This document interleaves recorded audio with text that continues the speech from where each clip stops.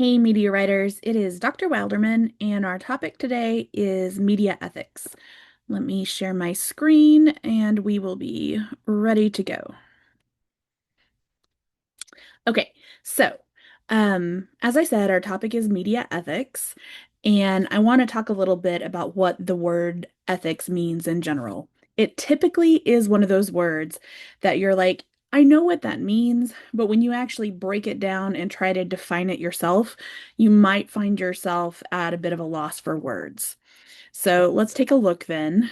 Um, okay, media ethics.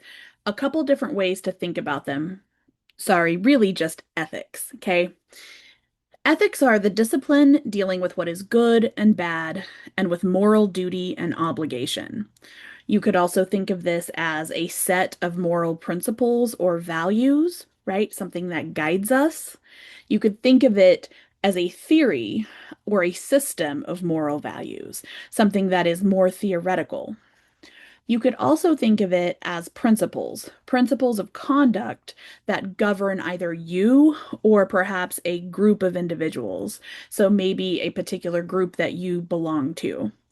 You could also think of it as a guiding philosophy. So, for today's discussion of media ethics, I think it's helpful. It's not the only way to think of it, but it's helpful to think of it as the principles that maybe are going to govern those of us who are or will be media professionals. So, a couple more definitions and then we'll move on to what it actually means in our professions. So, dictionary definition if you needed it. Ethical means involving or expressing moral approval or disapproval, right? I do not think that is good. I think that's okay. Just these statements like this. Um, if you want the way I think of ethics after teaching media ethics for about 20 years, I think of doing something ethical means I'm doing the right thing even when the wrong thing is perfectly legal.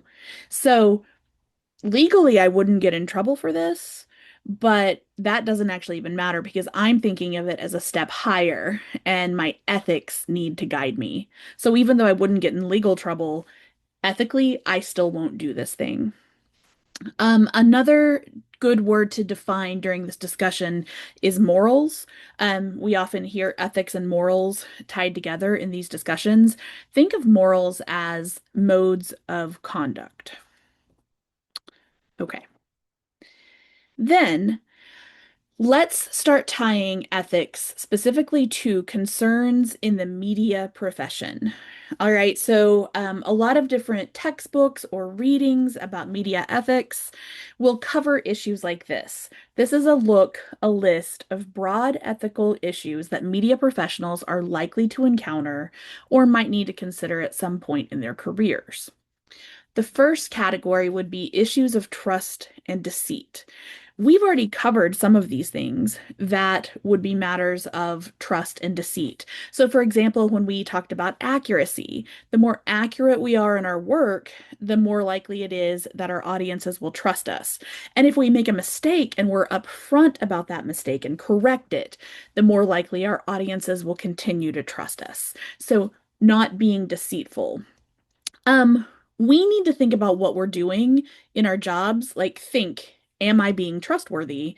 But also, you need to think about what am I doing that someone might perceive as deceitful? Even if you're not being deceitful, is the perception of deceit there? Because that can often be just as important. Another grouping of issues that we think of in ethics would be issues of sensitivity or potential harm to those that we publish about. So, being sensitive about certain content and asking ourselves, do I need to disclose this particular piece of information in order for my audience to understand? Is it relevant enough to the story, even though it's a sensitive detail? If it's sensitive and not super relevant to the story, it doesn't belong in the story. Now, sometimes we do have to publish things that, while they might be um, harmful or hurt the feelings of an individual, they are still important enough to society, to our general community, that we have to publish them. So it's not a question of, you know, we can never ever publish sensitive information or potentially harmful information. It's the ethical side of that is, are we asking ourselves, should we publish this information before we do it? Another matter, another grouping of issues with ethical, when we talk about ethics, is issues of independence. What that means is, are you yourself making choices as an individual and not letting others sway you? And so, some things that might be matters of independence would be people that you're openly connected to, or organizations that you're openly connected to. Um, let's say that you belong to a specific organization and that organization gets some bad publicity. Uh, you know, you maybe shouldn't be the one writing about that or publishing about that. You're tied to the organization, you're not independent from it.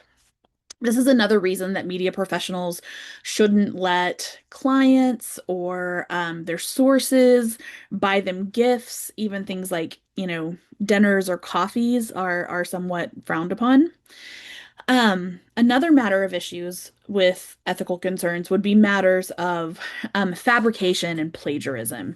Now, clearly, we should know as media professionals that plagiarism is wrong and we should not do it. Um, but and we'll talk more about that in different lessons. But with AI in the mix now, it's a bit of a different conversation. We're gonna Some of your professors may have already talked to you about what they consider ethical or unethical uses of AI. There are ways that AI tools help us that are completely legitimate, not a matter of ethical concerns.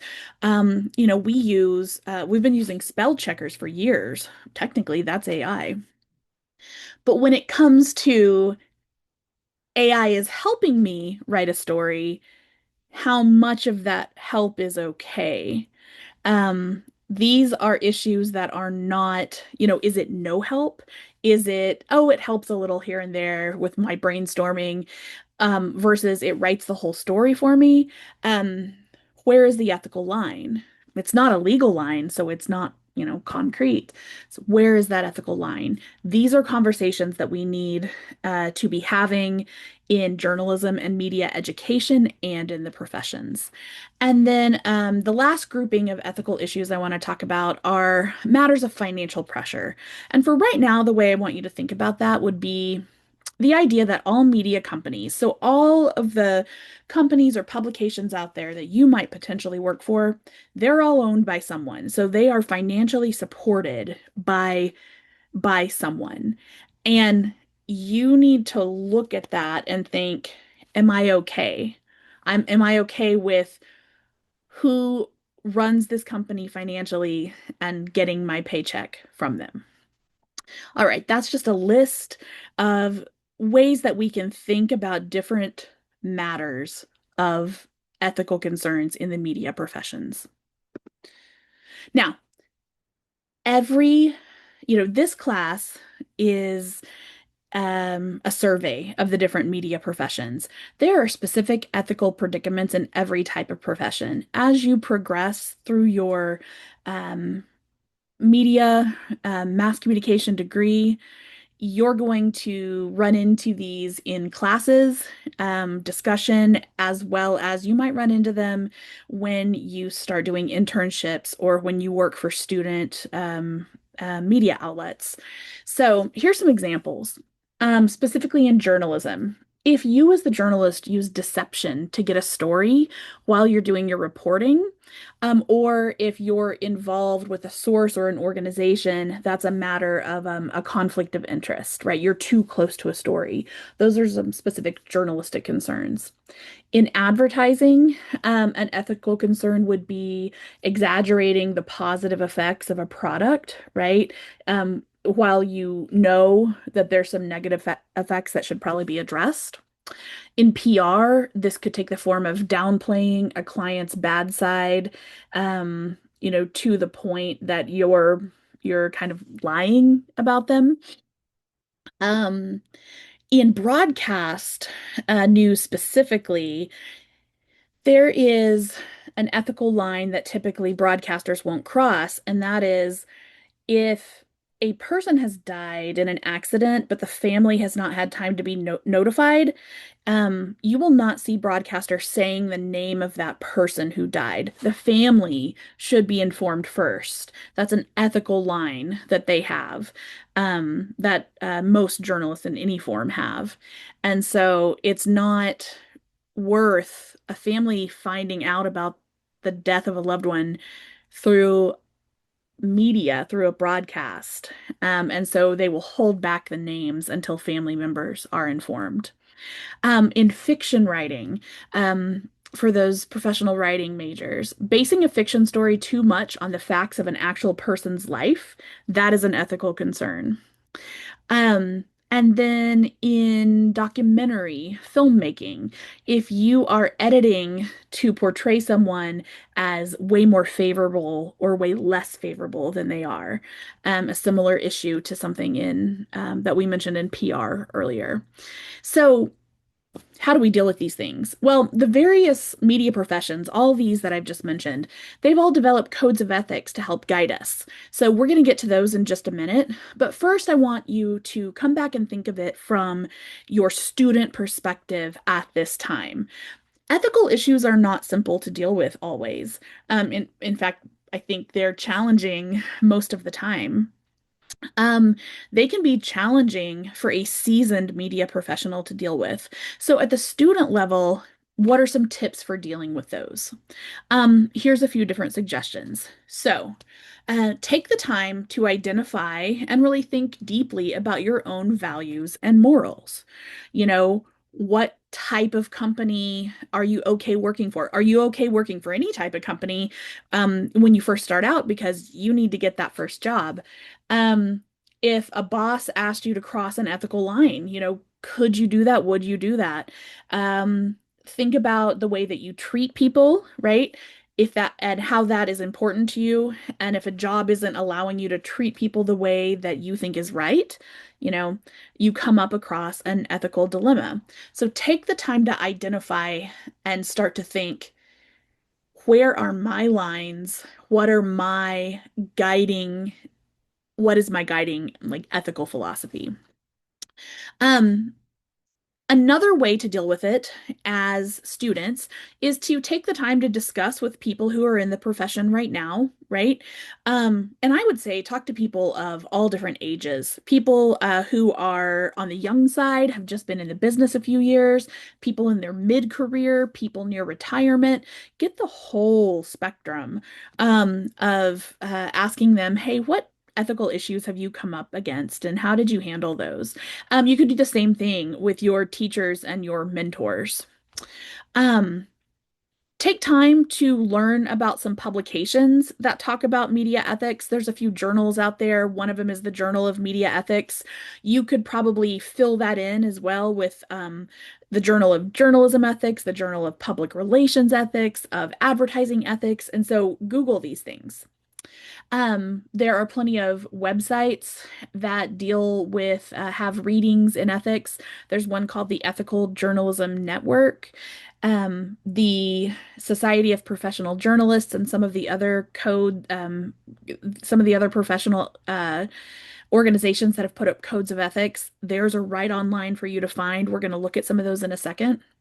And actually, that's the last step, the last suggestion for you to start to navigate ethical issues is to look to these specific codes. So let's talk about some of those organizations that present codes of ethics. My background is mostly journalism, though I do have a professional writing background as well, and I've dabbled a bit in with freelance work in public relations writing too. But I'm going to start with Society of Professional Journalists Code of Ethics because that's the one that I've worked with the most in my journalism career. So SPJ Code of Ethics has these four, what I like to call umbrella codes. Seek the truth and report it, minimize harm, act independently, be accountable.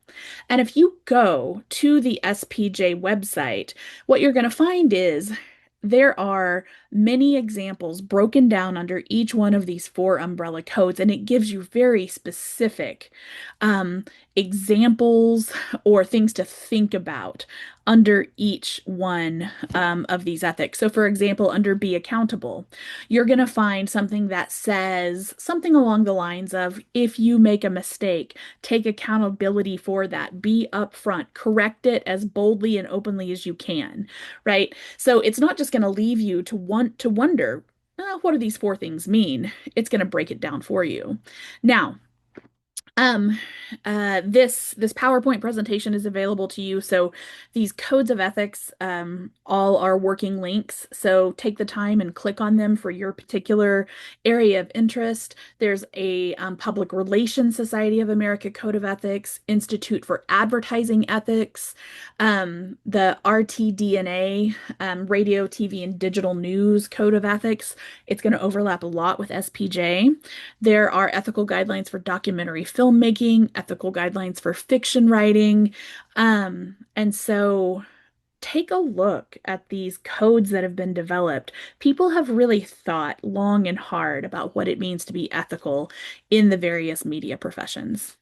And then I just want to close with saying that tied strongly to ethics are matters of the law.